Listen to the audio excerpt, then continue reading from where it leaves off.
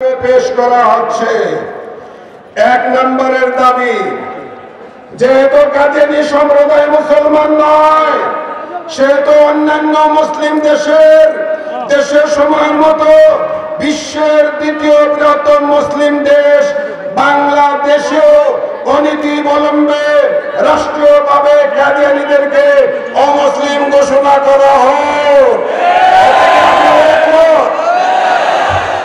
দুই নম্বরের দাবি, কাদিয়ানী সম্প্রদায় কোন অবস্থাতেই মুসলমানদের পরিভাষা যেমন নামাজ, রোজা, আযান, মসজিদ, ইমাম, মুয়াজ্জিন, আমির, খলিফা ইত্যাদি শব্দ ব্যবহার করতে পারবে না।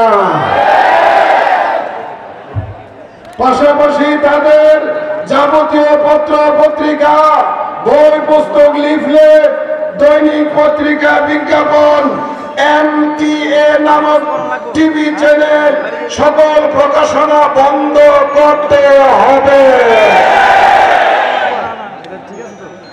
তিন নাম্বার, যেহেতু তারা মুসলমান নয়, সুতরাং তাদের মসজিদ থাকতে পারে না, কাদিয়ানী উপাসনা গৃহ থাকতে পারে।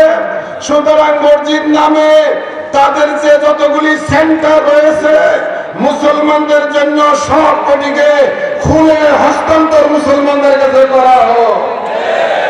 অতি সম্প্রতি বিবাড়িয়ায় খতমে নবুয়ত মাদ্রাসায় রাতের অন্ধকারে কাদিয়ানীরা অস্ত্র শস্ত্র নিয়ে অতর্কিত হামলা চালায়। এতে অনেক ছাত্র শিক্ষক গুরুতর আহত, মৃত্যুর সাথে পাঞ্জা লড়ছে। আজকের এই মহাসম্মেলনে ওই বর্বরিত হামলার তীব্র নিন্দা ও প্রতিবাদ জানাচ্ছি। অনতিবিলম্বে দোষী ব্যক্তিদেরকে গ্রেফতার করে দৃষ্টান্তমূলক শাস্তির ব্যবস্থা করা হোক। এই দাবিগুলি থেকে আপনারা একমত আছেন? আল্লাহু আকবার।